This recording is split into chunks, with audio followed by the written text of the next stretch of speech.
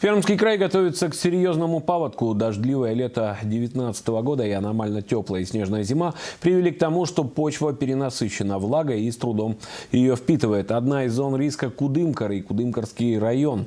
Здесь, я напомню, последнее подтопление произошло уже с наступлением первых морозов. С последствиями люди разбираются до сих пор. Репортаж Дмитрия Буланова. Дрова подняли повыше, вот всякие шурум-бурум тоже все повыше подняли. Погода нынче непредсказуема, говорит пенсионерка Галина Сторожева. Живет недалеко от реки Иньва, поэтому их половодью начала готовиться заранее. Дрова, пиломатериал и все, что ценное может оказаться в воде, заблаговременно подняла повыше. Почва переувлажнена, да еще снег выпало, нынче как бы много.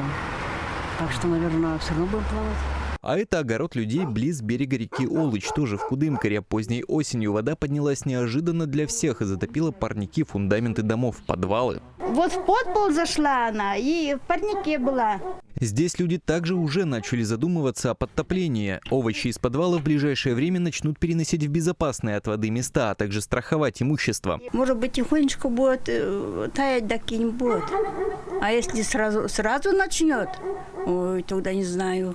Хоть бы нашу избушку не унесло. В Кудымкарской администрации на заседании КЧС определили порядок противопаводковых мероприятий. Начался подворовой обход. Всего нужно оповестить более 440 домов, находящихся в зоне риска. В ближайшее время начнутся учения и проверка всех плавательных средств. Готовятся, как всегда, к наихудшему сценарию. 16-й год не так давно прошел, у всех на памяти резкое таяние, плюсовые температуры, нескончаемый дождь.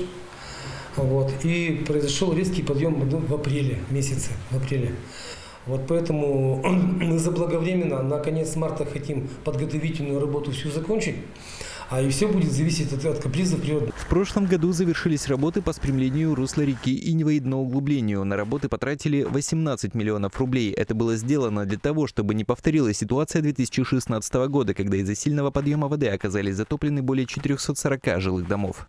Если ситуация будет развиваться неблагоприятным образом, то спрямленное русло реки Иньвы должно столкнуться с первым серьезным испытанием. Его сделали специально для того, чтобы снизить последствия от прохождения паводковых вод. А по словам Галины Сторожевой, даже после прохождения весенних вод расслабляться не стоит. Ведь в прошлом году летом ее дом и огород пострадали уже от дождевых паводков.